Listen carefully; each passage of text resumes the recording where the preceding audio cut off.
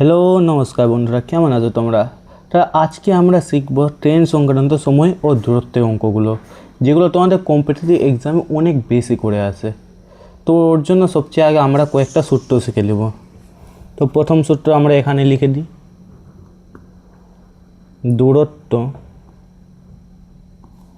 সমান বেগ গুণিত সময়। আমরা দূরত্বকে ডি দিয়ে ডিনোট করতে পারি, বেগকে এস দিয়ে, এবং সময়কে টি দিয়ে ডিনোট করতে পারি। তো এটা হয়ে যাবে ডি ইকুয়াল টু এস টি।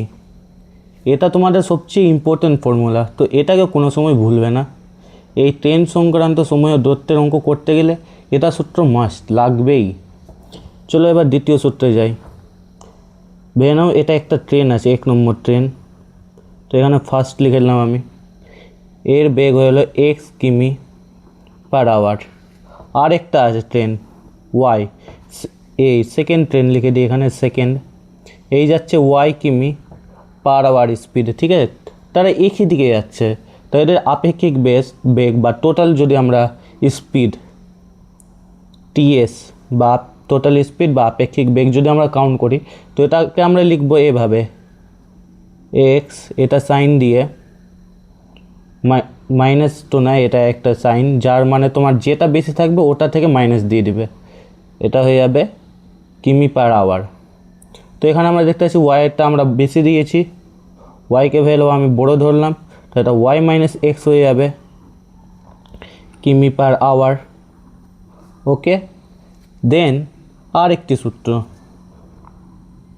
যদি ভেবেও একটা ট্রেন যাচ্ছে ডান দিক থেকে বাঁ দিকে আর একটা বাঁ দিক থেকে ডান দিকে, ঠিক আছে? তাহলে আমরা কি করব, এখানে এটা ধরলাম এক্স কিমি পার আওয়ার, এটা এখানে ওয়াই কিমি পার আওয়ার। এবার আমাদের আপেক্ষিক বেগ বা টোটাল স্পিড যদি আমাদেরকে বলে, তো এটাকে আমরা লিখব এক্স প্লাস ওয়াই। যেহেতু বিপরীত দিকে তার টোটাল স্পিড হবে বা আপেক্ষিক বেগ হবে এক্স প্লাস ওয়াই কিমি পার আওয়ার। চলো বন্ধুরা, এবার সবচেয়ে শেষের সূত্রতে চলে যাই আমরা। আর দুটি সূত্র করলে আমাদের এটা চ্যাপ্টার সম্পূর্ণ কমপ্লিট হয়ে যাবে। তো ধরে নাও এটা একটা প্ল্যাটফর্ম আছে, পি দ্বারা ডিনোট করলাম আমি, আর এটা একটা ট্রেন আছে, ঠিক আছে? যাচ্ছে যাচ্ছে এটাকে পার করছে, টি দিয়ে ডিনোট করলাম ট্রেনকে। তা আমার যেটা দূরত্ব বা ডিস্টেন্স যেটা হবে, ওটা কি হবে? ওটা হবে প্ল্যাটফর্মের দৈর্ঘ্য প্লাস ট্রেনের দৈর্ঘ্য, ঠিক আছে? আর যদি এবার ওখানে আমাকে বলে দিয়ে প্ল্যাটফর্ম বা কোনো অন্য, যদি এখানে প্ল্যাটফর্ম থাকে বা ট্রেন থাকে অন্য কোনো, তাও হবে, এই সূত্রটা প্রযোজ্য হবে। আবার যদি আমাকে বলে দেয় কোনো পাতলা কিছু আছে, পাতলা বেরাও কোনো মানুষ আছে এখানে, এই একটা মানুষ এঁকে দিলাম, এই হেসে গেল মানুষটা, ঠিক আছে? বা ধরে নাও তুমি একটা পোল আছে বা কোনো একটা স্তম্ভ আছে, যা আছে তো দূরত্ব এবার, তাহলে যদি আমি দূরত্ব বা ডিস্টেন্স ক্যালকুলেট করি, তাহলে শুধু ট্রেনটা নিলেই হবে, কারণ এটা অনেক সূক্ষ্ম, ট্রেনের অপেক্ষা এদের দৈর্ঘ্য অনেক সূক্ষ্ম, তাই আমি শুধু ট্রেনের দৈর্ঘ্যটাই নিব। ঠিক আছে বন্ধুরা, এভাবে আমরা যে কটা সূত্র ছিল আমি করিয়ে দিলাম। চলো এবার অঙ্কর দিকে যাওয়া যায় একটু। তো আমি বই বের করে নিই। তো আমাদের বইয়ের প্রথম অঙ্কতে কি বলেছে, 180 মিটার দৈর্ঘ্যে একটি ট্রেন এত কিমি বেগে ধাবমান আছে, প্ল্যাটফর্মে দাঁড়িয়ে থাকা এক ব্যক্তি ট্রেনটি কত সেকেন্ডে অতিক্রম করবে। তোমাদেরকে আমি যেহেতু সূত্রে যেমন বলেছে সেভাবেই করবে। প্রথমত বলে দিয়েছে এখানে একটা ট্রেন আছে, ঠিক আছে? ওটা বলে দিয়েছে 180 মিটার, স্পিডও বলে দিয়েছে আমাদের 54 কিমি পার আওয়ার। এবার এটাকে আমি মিটার পার সেকেন্ডে বের করব। তো মিটার পার সেকেন্ডে নিয়ে যেটাকে তোমরা জানোই, ছোটো থেকে পড়ে এসেছো, এভাবে 5/18 দিয়ে আমাকে গুণ করে নিতে হয়। তো এবার কাটাকাটি করব, 2 দিয়ে এখানে 9 এসে গেল, এখানে 2 দিয়ে কত হলো, 2 একে 2, আর এখানে 1 7 27, 3 নং 27, তো এখানে হয়ে গেল 15 মিটার পার সেকেন্ড এসে গেছে। এবার আমাদেরকে কি বলেছে, একটা এখানে লোক দাঁড়িয়ে আছে, এর নাম ধরলাম ছোটু।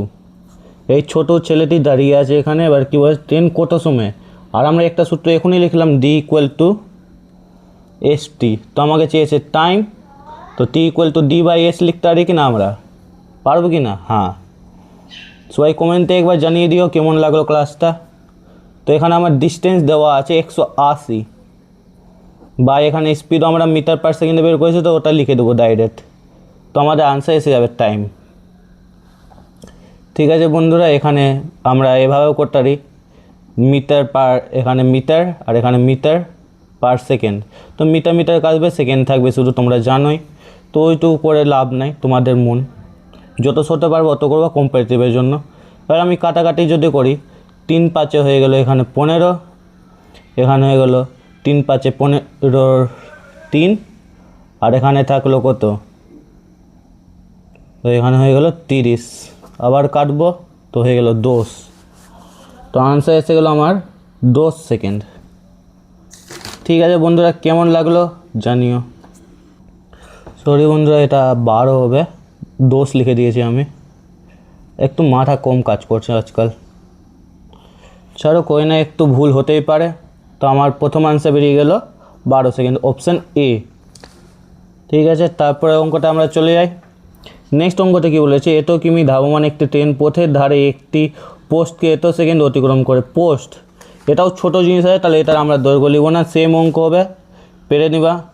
ওখানে যেটা পোস্ট আছে, পোস্টের দৈর্ঘ্যকে তোমাকে ধরতে হবে না, সেম এভাবেই হবে প্রথমের মতো। তো এটাকে আমি ছেড়ে দিলাম, যদি বুঝতে না পারো তো আমি পরে বলবো।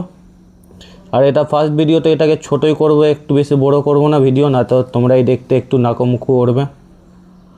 তারপরে অঙ্কটা আমরা যাই, যদি এখানে বলেছে 120 মিটার দৈর্ঘ্যের একটি ট্রেন প্ল্যাটফর্মে দাঁড়ানো এক ব্যক্তিকে 10 সেকেন্ড অতিক্রম করে, ট্রেনটির গতিবেগ কত। এখানে আমাকে গতিবেগ নির্ণয় করতে দিয়েছে। ঠিক আছে, আমাকে তো বলে দিয়েছে, ট্রেন বলে দিয়েছে 120 মিটার,